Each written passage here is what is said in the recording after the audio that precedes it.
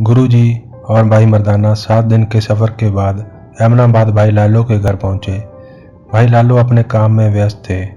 वह पशुओं को बांधने के लिए उपयुक्त होने वाले लकड़ी के कीले गढ़ रहे थे। जब उन्होंने दरवाजे की तरफ देखा तो पाया एक तपी साधु गले में चोला पहने और साथ में डुमेटा रबाब पकड़े खड़ा है। जब भाई लालो उठकर खड़े होने लगे तो गुरुजी ने कहा, भाई लालो बैठकर कीर्त करो। भाई लालो ने बैठे बैठे पूछा, आप कौन हैं? गुरुजी ने कहा, हम परदेसी हैं। भाई लालो ने कहा, परदेसी तो सारा संसार है। गुरुजी ने कहा, लालो आप जानते हो, अगर कोई अनजान हो तो कहना बनता है तुम कौन हो, पर अगर सामने वाला जान पहचान वाला हो तो क्या कहें? भाई लालो ने कहा, करतार की करतार जाने, मुझे तो आप नानक साधु जो प्रकट हुआ है वो लगते हो। गुरुजी ने कहा, फिर पूछते क्यों हो? भाई लालो ने कहा, मेरी मत अभी कच्ची है, मैं क्या जान सकता हूँ। गुरुजी कहने लगे, कच्ची मत वाले ये नहीं कहते। भाई लालो ने कहा, आपका नाम क्या है? तब भाई मर्दाना जी बोले, इनका नाम नानक निरंकारी है और मेरा नाम मर्दाना मरासी है। भाई लालो ये सुनते ही गुरुजी के चरणों में गिर पड़े। गुरुजी ने कहा, भाई लालो आपका और हमारा एक वचन है। भाई लालो जी कहने लगे, आप अंदर की बात अंदर ही रखें, जाहिर ना करें। गुरुजी हंसे और कहा, भाई लालो कोई चीज़ छुपाए छुपती नहीं। भाई लालो ने कहा, जैसी आपकी इच्छा, और उठकर रसोई में चले गए।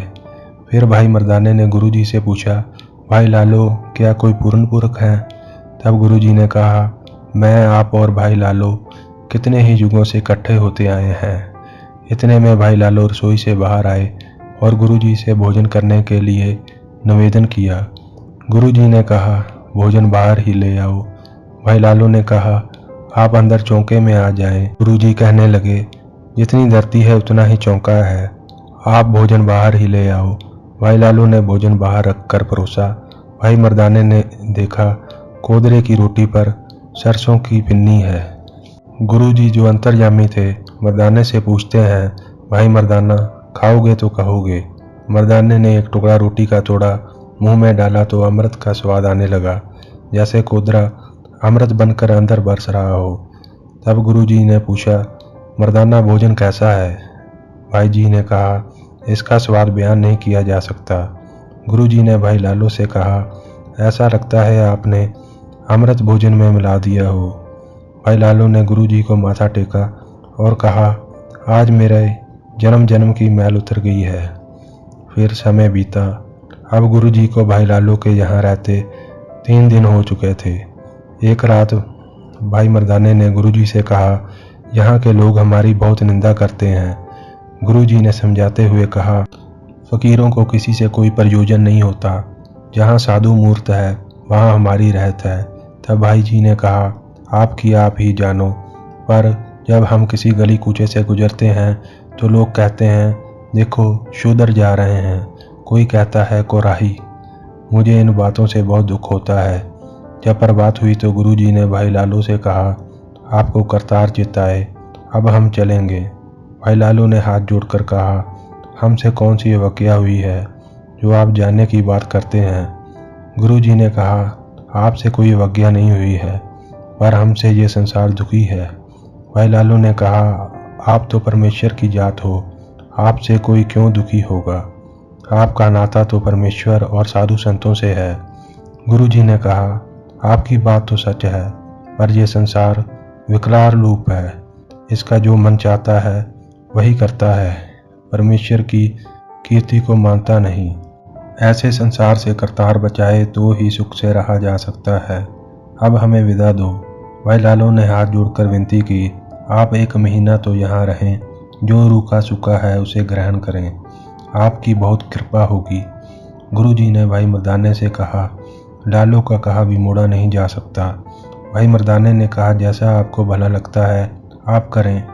2 दिन गुजरे तो भाई मर्दाने ने गुरुजी से कहा, आप यहाँ 1 महीने तक हैं, अगर आपकी आज्ञा हो तो मैं तलवंडी जा आता हूँ, मैं थोड़े दिनों में ही वापस आ जाऊँगा। गुरुजी ने मर्दाने को आज्ञा दी और भाई जी तलवंडी जाने के लिए विदा हुए। इसके बाद गुरुजी दिन भर जंगल में रहते और रात भाई लालू के पास गुजारते। ऐसे 15 दिन गुजर गए। उस नगर में मलक भागो नामक हरड़ खत्री शरीन रहता था। उसने ब्रह्मभोज का आयोजन किया, चारों वर्णों को न्योता दिया। जब न्योता देने वाला ब्राह्मण सबको भोज के लिए आमंत्रित कर रहा था तो उसकी नज़र गुरुजी पर पड़ी। उसने गुरुजी से कहा, मलक भागो ने ब्रह्मभोज का आयोजन किया है, आप भी दर्शन दो, चारों वर्णों को आमंत्रण है। गुरुजी ने ब्राह्मण से पूछा, हम तो फकीर हैं, हम किस वर्ण में आते हैं? ब्राह्मण बोला, पहले ही लोग तुम्हें कुराहे पड़ा हुआ कहते हैं, अगर तुम भोज के लिए नहीं आए तो मलक भागो को अच्छा नहीं लगेगा। यह कहकर ब्राह्मण वहां से चला गया। ब्रह्मभोज का दिन आया, सभी वर्ग के लोग पहुंचे पर गुरुजी नहीं गए। ब्राह्मण को जब पता चला तो उसने सारी बात मलक भागो से कही।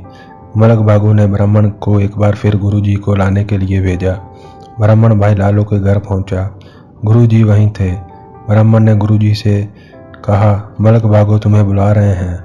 जब गुरुजी ने कहा, मलक भागो को मुझसे क्या काम है, तब अहंकार से भरे ब्राह्मण को बहुत क्रोध आया और वो वापस परत गया।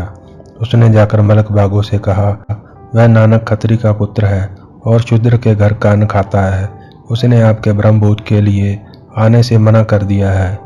मलक भागो ये सुन क्रोध से कांपने लगा।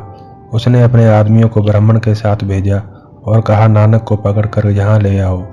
ब्राह्मण भाई लालू के घर गुरुजी के पास पहुंचा और मलक भागो के क्रोध के बारे में बताया। गुरुजी ने कहा, जैसी परमेश्वर की इच्छा, और वह ब्राह्मण के साथ चल पड़े। भाई लालू भी साथ में चला। जब वह मलक भागो के घर पहुंचे तो ब्राह्मण, जिसका नाम पंजा था, उसने अंदर जाकर नानक के आने की खबर मलक भागो को की। मलक भागो ने उन्हें अंदर ले आने को कहा। पंजा ब्राह्मण गुरुजी और भाई लालू को अंदर ले आया। गुरुजी ने पूछा, मलक भागो मुझे यहाँ क्यों बुलाया है? तब मलक कहने लगा, तुम ब्रह्मभोज के लिए क्यों नहीं आए? गुरुजी बोले, हम फकीर लोग हैं, जैसे जहाँ गुजरती है वैसे ही गुजार देते हैं। यह सुन मलक भागो को बहुत क्रोध आया। उसने कहा, तपस्वियों की तरह नाम और रहन सहन रख रखा है, शुद्ध तनखान के घर का अन्न खाते हो और ब्रह्मभोज पर भी नहीं आते, तुम्हारी इन बातों को क्या समझा जाए? गुरुजी ने मलक भागो से कहा, तुम क्या खिलाओगे? तब मलक भागो ने पंजे ब्राह्मण से कहा, तपस्वी को खाना खिलाओ। गुरुजी ने पीछे मुड़कर देखा तो भाई लालू भी वहीं खड़े थे। गुरुजी ने कहा, आप भी कुछ खाने को ले आओ। भाई लालू भागकर घर पहुंचे और कोदरे की रोटी जो घर में पड़ी थी बांध कर ले आए। उधर पंडे ब्राह्मण ने भी लूची कचौरी परोस दी थी। गुरु नानक ने तब अपने दाएं हाथ में भाई लालू की लाई कोदरे की रोटी पकड़ी और बाएं हाथ में मलक भागो की लूची कचौरियाँ। मलक भागो और सब लोग जो भोज के लिए आमंत्रित थे गुरुजी की ओर ध्यान लगाए देख रहे थे। जब गुरु नानक ने अपने दोनों हाथों को कस के बंद किया तो कोदरे की रोटी से दूध टपकने लगा और लूची कचौरियों से लहू। गुरुजी ने मलक भागो से कहा, तुमने आदमियों के लहू का ब्रह्मभोज किया है और उसकी रोटी हमें खिला रहे हो। लालू की रोटी से मेहनत से की गई किरत कमाई का दूध टपका है। मलक भागो को ये देख बहुत क्रोध आया पर वो कुछ ना कर सका। गुरुजी और भाई लालू घर वापस आ गए। समय अपनी चाल चलता रहा। अहमदाबाद में एक पठान भी रहता था जो मलक भागो का मित्र था। एक दिन उसका जवान पुत्र बीमार पड़ गया। उसने बहुत दवा दारू करवाया पर फर्क ना पड़ा। जब हालात हाथ से निकलते देखे तो उसने मलक भागो को बुलावा भेजा। मलक भागो जब पहुंचा तो पठान ने कहा, कुछ उपाय करो, बेटे के स्वास्थ्य में कोई फर्क नहीं पड़ रहा है।